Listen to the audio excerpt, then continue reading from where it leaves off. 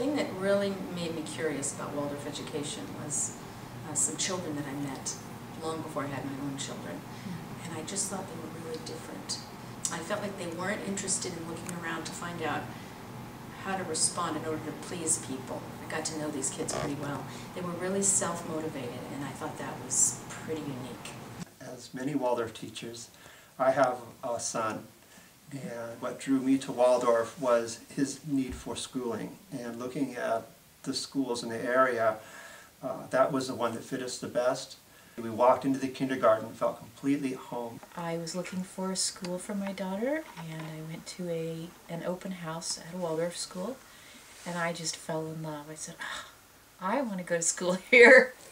I came to Waldorf through my little brother, or my younger brother and sister, watching them grow up and become amazing people. I guess I have a lot of moments where I'll be doing something out in the field. I'll need to use a saw or, you know, make something really intricate, and I'll be doing it. I'm like, why does this seem so something I've done before? And it'll be like from my woodworking class, from handworking, or from some aspect of that part of our education. I don't always recognize the ways that it's affected me, but I recognize that other people are very different in their approach to the world, and so I think that that the way it's seemed to come up the most is in my ability just to see how wholesome the world is, how many things are connected, and how it's given me a perspective on accepting and being interested in everything. What is it that differentiates Waldorf education from general education?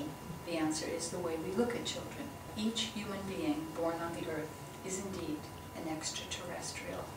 That we've descended from another world, from the world of spirit, and it is the task of the teacher to acquaint the student with life on earth. I find most parents fall in love with Waldorf education, but it's different, and at first it sounds counterintuitive to what they're being told out there in the world about what they should look for in an education.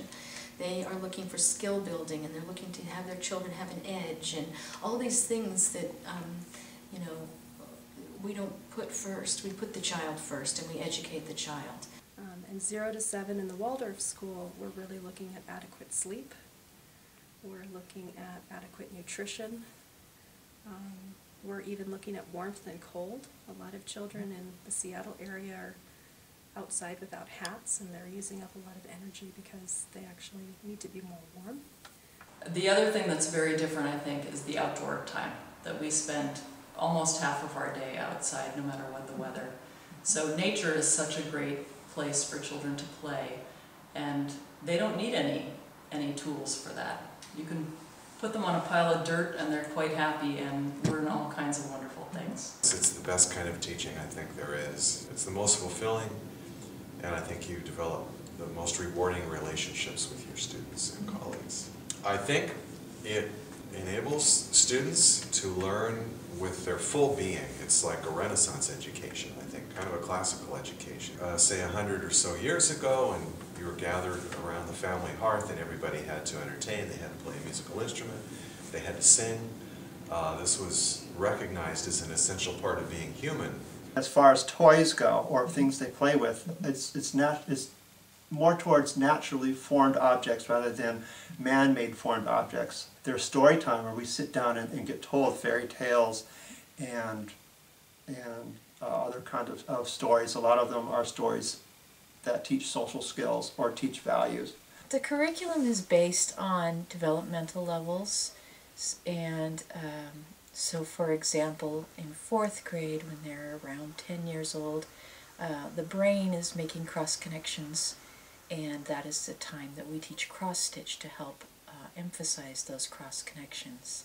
Parents who worry about, my child isn't reading and they're 4 years old, or my child isn't reading and they're 10 years old. Those are the children that usually know how to read people better than they read words. And the truth is, everything comes in time. One of my most heartfelt projects is the dolls that we make in 3rd grade. We make the knitted dolls, the baby-sized doll, and it's symbolizes something that the child can be letting go of, or looking towards in the future. And it's a moment when the doll's born that is very special for that third grader. We're thought of as an artistic education, but I think one of the most intriguing things is looking at how we teach math and how we teach language. That's really innovative, how we come to those subjects. And it's really from the inside out. It's very different. I would absolutely recommend Waldorf education. I really strongly believe that children need time to be young, and I think that it's such a gift to them to give them space to play and learn on their own without being pushed. Nothing is perfect for anybody, and I would still say that Waldorf is not perfect for everybody, but that it absolutely should be a consideration and a very high one. I would definitely recommend Waldorf education for parents that are looking for an education for their children.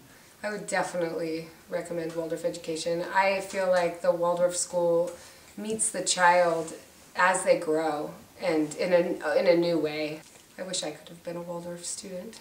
It does take a village, and it does take not just the village of doing, but the village of doing well in this embracing of the child's community, the child's schoolmates, and I think that is best served by perhaps taking an interest in that which lies behind Waldorf education, or is the foundation of Waldorf education.